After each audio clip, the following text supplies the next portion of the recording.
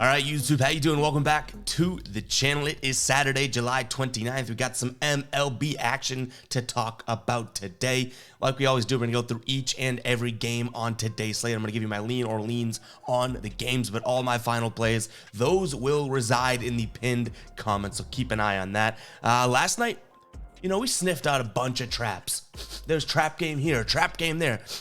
We sniffed them out and just fell right into every single one of them, pretty much. We go 1 and 3. Our parlay doesn't hit either, but we go 1 and 3. Phillies Pirates under 8.5 was the only non-sweat one, or I should say not even non-sweat, just only win that we had. And then the Yankees money line, the Twins money line, and the Red Sox team total over 3.5. All just come crumbling down. And then on that womp, nope.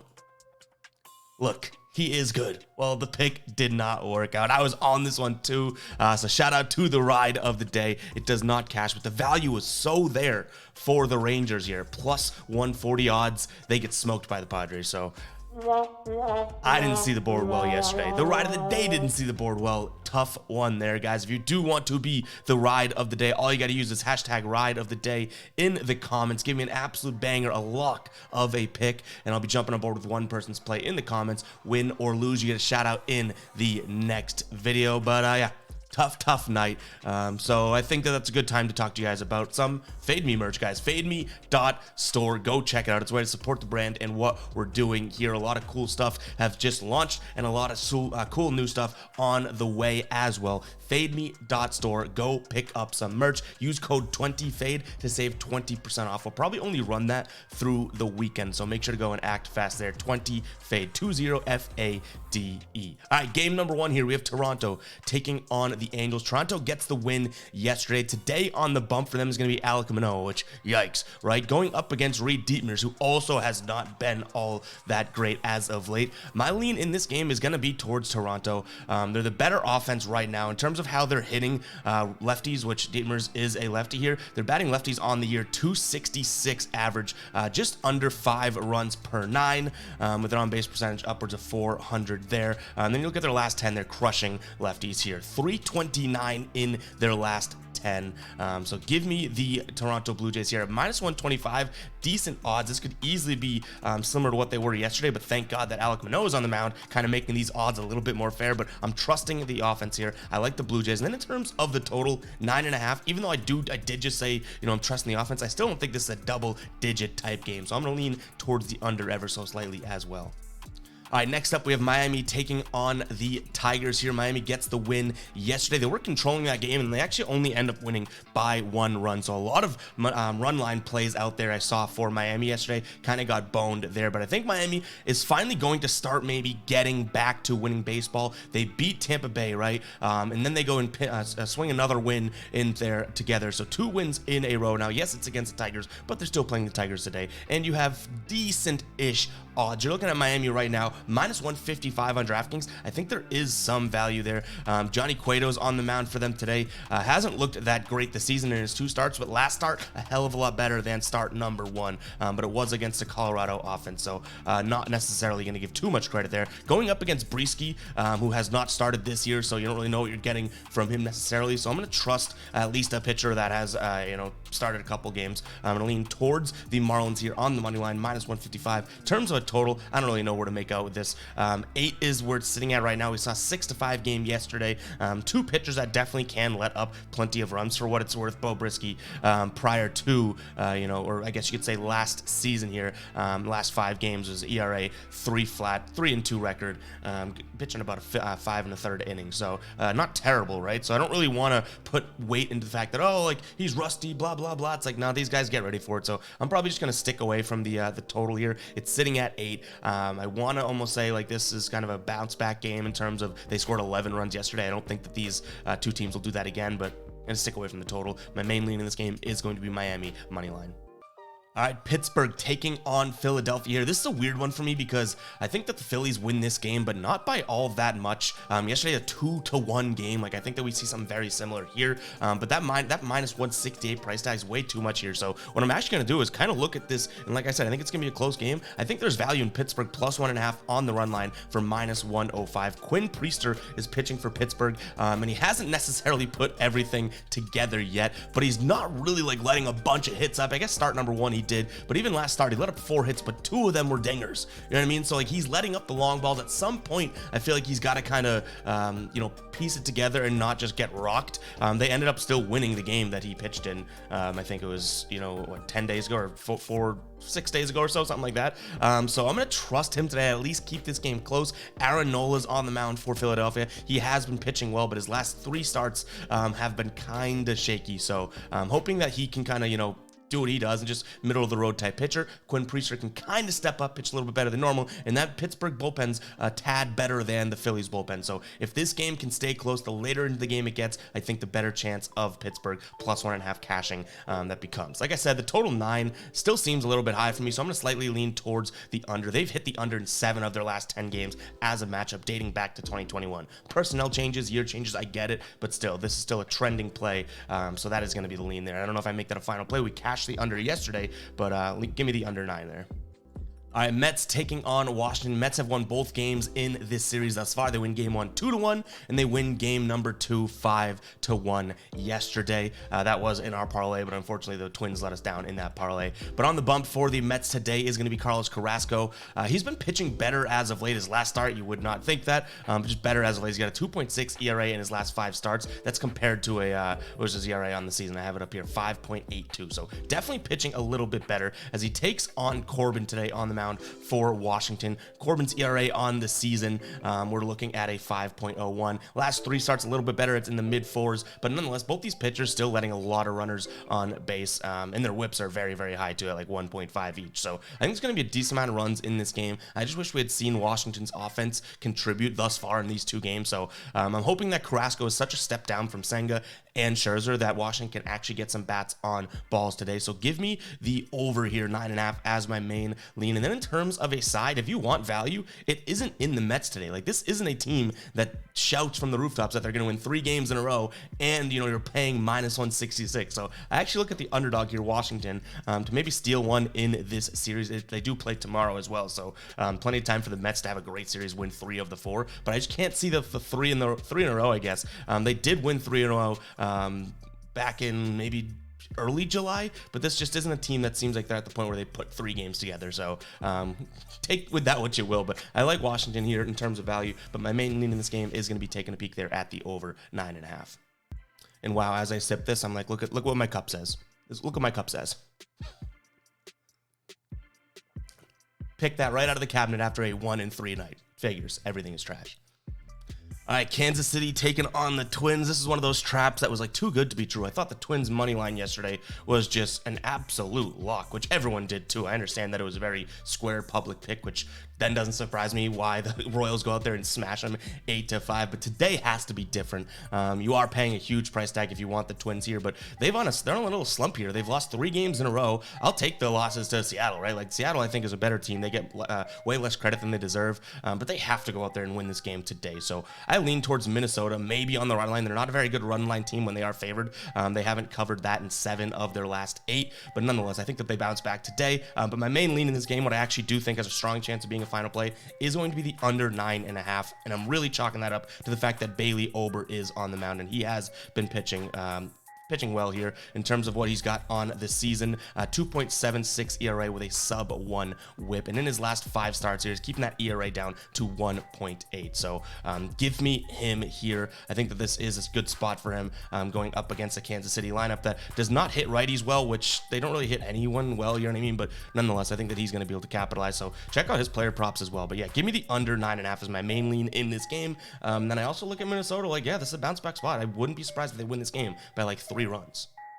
All right, White Sox taking on the Guardians here. In terms of what we've seen so far, Cleveland wins game number 1, White Sox win game number 2. We do not have a starter. We don't have a starter listed for the White Sox here in this 4-game series. So we'll see on that. No odds, no total to be named yet. Kopech is slated to pitch tomorrow, so it's not going to be him. But nonetheless, we will wait out this one. Keep an eye on the pin com, see if anything final comes. I do think this is a Cleveland bounce back spot, but obviously want to see what the odds are ultimately going to end up being. All right, St. Louis taking on the Cubs, and it's starting to get to a point where it's like, wow, this Cubs team just owns St. Louis here. They've won 9 of the last 10 games in their respective category here, and then in terms of their matchup, they've won 7 of the last 10 against the Cardinals. So I like the Cubs today for plus money.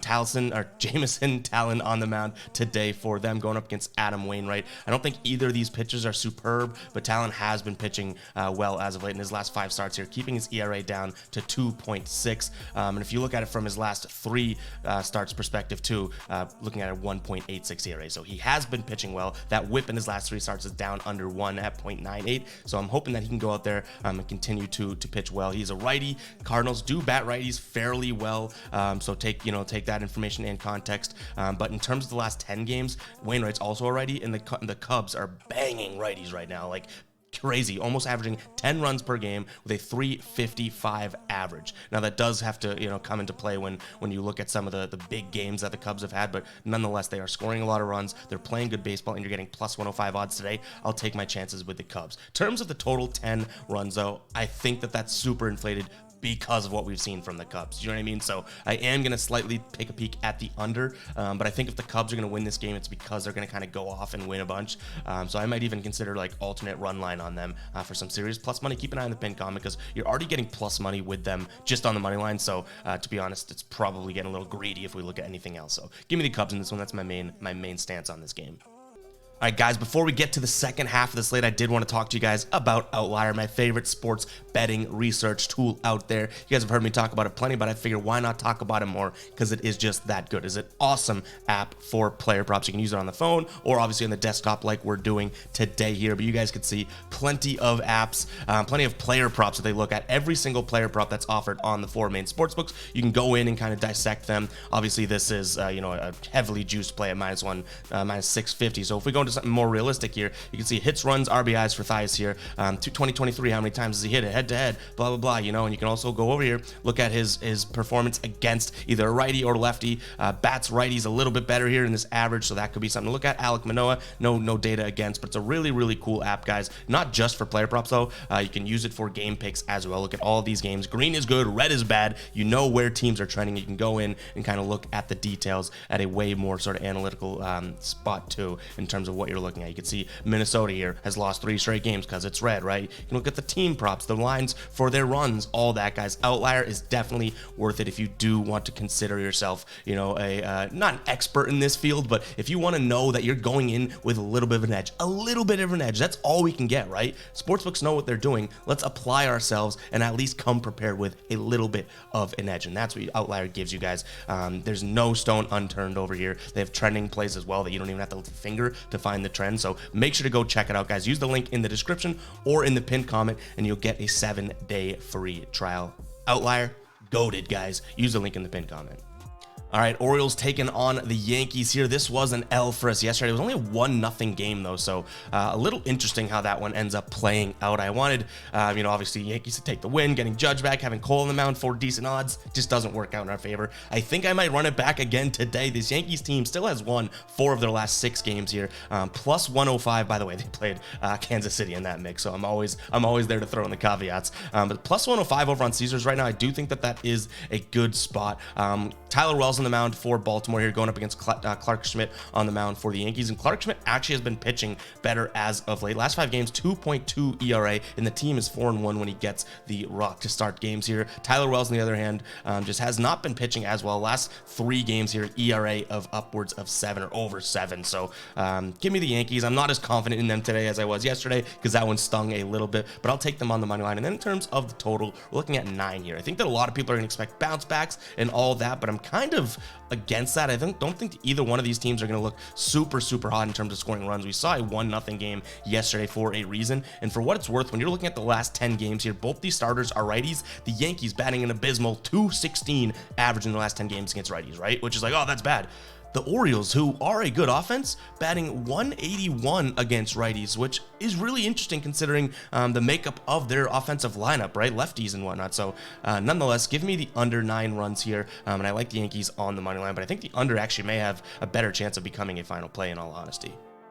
All right, Houston taking on Tampa Bay. Houston gets the L yesterday. Tampa Bay wins this one 4-3, which was the lean. I wish we ended up rolling with that, but I was like, I don't know. It didn't seem like a safe spot. This Houston team seemed like they were rolling. Well, nonetheless, you do have a Tampa Bay win. They've won 2 of their last 3, which is crazy that we even have to give them credit there because obviously they were winning every game known to man, just about 2 months ago, maybe a month and a half. But I'm on Tampa Bay again today, man. Plus 120 seems like too much value for a team that is good. They're going with Taj Bradley today, who I wouldn't say that he's been all that great, but not many pitcher stats are going to look that great for Tampa Bay because they're not getting any run support as of late. So over his last 5 games, he's got a 4.2 ERA, but compared to Hunter Brown, that actually doesn't look that bad. Hunter Brown, his last 3 starts here is a 6.91 ERA. And then when you look at the righty matchup here, in terms of what we're looking at, so obviously very similar to what I just talked about with New York and Baltimore. It's like Tampa Bay is not scoring a lot of runs. I get it. They have a 216 average in their last 10 games against righties, which you're like, oh, that's so bad, right? But Houston, 181 average against righties in their last 10 as well. So it's like you have 2 teams here that neither one of them are hitting well. And even in the last 5 games for both teams, they're sub 200 batting averages against righties. So give me the under in this game as well. But I don't see Houston being able to score a bunch of runs, much like yesterday. McClanahan did, kind of go in there and I would say do his thing, right? So Tampa Bay, because of that value at plus 120, they are still playing bad baseball. I wouldn't get too excited about yesterday, but I do like the fact that both of these teams struggle against righties, or they have been struggling against them as of late, so I like the under. All right, they're not pictured on the screen, but we do have updated odds here for the Red Sox Giants money line right now. Red Sox are slight favored, minus 116. Giants are at minus 102, and that total sitting at 8.5. I keep saying in the videos, I'm leaning towards the Red Sox again. They have Paxton on the mound, who I do like him, and the Giants struggle against lefties both on the year and even more so as of late. 171 in their last 5 games as a batting average against lefties, only averaging 2.5 hits per game against lefties. So I like the Red Sox spot here, but it really comes more from, like I keep telling you guys, ride the Red Sox, ride them hard until the wheels fall off. It's simple. This is the way, this is how they do it. If you've been betting on the Red Sox here, they win money, and then all of a sudden, once they do catch that L, wait for that win streak to come back. It could take one loss for the wheels to fall off. So I watch this team every night. It's the home team here. Obviously being a Red Sox fan. So I think that is sort of the thought process with the Red Sox, which is funny because it's too simple of a thought process, but it's kind of been working out all season long. So give me the Red Sox on the money line. Total sitting at 10 runs here, 8.5 runs, like I said. I don't necessarily mind taking the over because the Red Sox were scoring a lot of runs, and all of a sudden it's like, poof, they scored 3 yesterday. So I like the over, but I do like the Red Sox money line a little bit more than anything else. All right, Atlanta taking on Milwaukee. We pretty much had this game pegged from start to finish, and I didn't make a single final play on it yesterday. So yesterday, Atlanta ends up catching the dub here, 10-7. They cover the run line. They win. The over hits, even though it was a high over. It's back to 10 again today. 9.5 on the screen, but most books have it at 10 now. I like Atlanta, but only on the money line, minus 205. I don't really like anything else, and I don't think that's good enough to make it an individual play. So maybe in some sort of a parlay throw in something like that. Not really sure, but I wish the odds were a little bit better here because I definitely could consider Bryce Elder and Atlanta to stomp today. So maybe if you do feel comfortable with them, go with the run line, but it's probably just an Atlanta money line in a parlay or pass type spot for me. And then in terms of the total, I'm not leaning double digits games 2 times in a row with what we have. So I'm going to stick away from this total.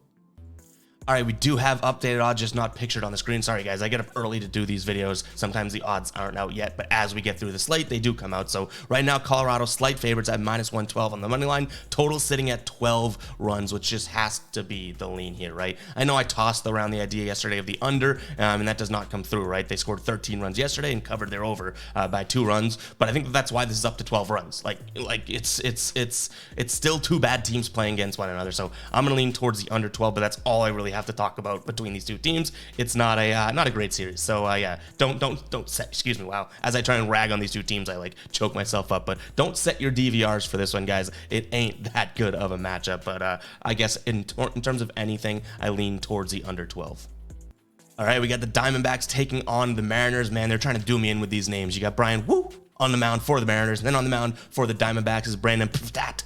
All right, and he has not been that great since coming up. He's had some good starts and obviously in good spots, but in his last 3 starts, he's got a 10.8 ERA with a near 2 WHIP. So I'm kind of fading him today, even though this Diamondbacks offense should be, or like this game should be priced a little bit differently. I think that the Arizona, getting plus money, I think there's value there, but I just can't trust the pitching. But their offense is legit against righties in their last 5 here, batting .290. So I'm just trusting the better team overall, which I am going to obviously chalk up to the Mariners. I again, records wise, yeah, sure, you could be like, well, the Diamondbacks have more wins, or I do think this Mariners team sneaky good when it comes to as the season progresses, and they're going to get better and better. So give me the Mariners on the money line. In terms of the total here, we're looking at 9.5. I lean towards the over because a lot of these Mariners games have been going over. I think they've cashed either 7 or 6 of their last 10 on the over. And then when you look at it from a perspective of these two teams playing against one another, that was the first one in a while that hit the under yesterday. They're 8-2 in terms of over under in their last 10 against each other. And yesterday was a 5-2 one that hit the under there. So I think they go back to this normal trend. You have 2 pitchers on the mound that are definitely susceptible to being hit hard and letting up a lot of runs. So I like the over as well. Texas taking on the Padres today. Can we get a, I know we womp the ride of the day, but Texas, man, they are not playing good baseball, and then they're going and getting smacked around. They have Perez on the mound today, so maybe he can get something going for them, as their offense hasn't looked as good as you would like to see it. So I do lean Texas because plus 152 price tag. It's getting better and better by the day, and I don't really want to consider Padres minus 165, right? So I am going to lean towards Texas, but if you're on the Padres, I kind of understand why. Like, I get it, okay? They're batting .360 in their last 5 games against lefties. We know Perez is a talented pitcher, but man, he can get banged around at any given moment, right? Like what did he play? Houston recently pitched. He had let up like 10,000 runs in 1 inning of work. Like, he definitely is susceptible to all of a sudden just going boom, nuclear bad guys. So if you're on the Padres, don't let me talk you off it. I do think that when you look at this from a true value perspective, Texas at plus 152, you're still getting one of the best offenses in the entire league at that price tag against a Padres team that I won't even give the credit that, oh, they're getting hot. Like, this Padres team is still, they could lose any game. They lost 2 of 3 against Pittsburgh right before this series. So it's like, where's this feel of minus 165 coming from? That's where the trap could come into play. That's where it's like, okay, you're taking the bait, Ev, if you like the plus 152. And I'm like, yeah, I know I'm taking the bait, but sometimes the fish gets away with the bait off the hook. You know what I mean? Sometimes. So I am going to lean towards Texas, kind of knowing these lines seem like they could be some sort of a trap. I just can't fathom the idea of paying 165, which is the best out there right now. It's like minus 170-ish on other sports books as well. Caesars has minus 165 right now, but I can't picture myself paying that price for the Padres against one of the best offenses. All right, Dodgers taking on the Reds here. The Reds win yesterday 6-5. Remember how big of favorites they were? That's like why we lean towards the Dodgers, because I was trying to read those lines, but much like the Texas thing, I thought it was a trap. I ended up staying away from it, but I mean, good on you guys that rode with the Reds who are getting hot, because they've won 7 of their last 10 games. In fact, they won 7 of their last 9 games, but plus 187 yesterday, taking that big win. Good on you guys if you did end up rolling with that. And I did see some comments yesterday saying that you were taking it. So on the mound today for the Reds is Luke Weaver. Then on the mound for the Dodgers is going to be Amit Sheehan. I like the under here, not necessarily because I'm truly trying to back these two pitchers. God knows Amit Sheehan, his last start was 3 innings or 4 innings, something like that, with like 92 earned runs. Not the best from him there. But I am kind of thinking that this is a line reaction to the idea that, we saw a 10 yesterday, right, was what the line was set at, and they score 11 runs, and all of a sudden it's like, Vegas, I feel like they can turn up the knob a little bit, get it to 10.5, and get a bunch of guppies out there taking the over. Now, maybe the over hits and the guppies are right? Blind finds a nut, all that type of thing. But I do think that this is such a bounce back sort of spot. Definitely for Cincinnati in terms of getting back to what they were scoring.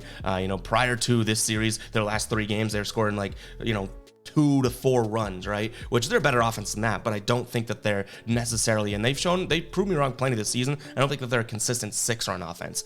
They were kind of in their hot streak, but right now I think that this is probably going to be a game in which I'm not sure the final score, but I think it's like a 4-3, 5-4 type game, staying within those single digits, not a double digit game. So that's my main lean on the game. Don't really love a side here because of the pricing.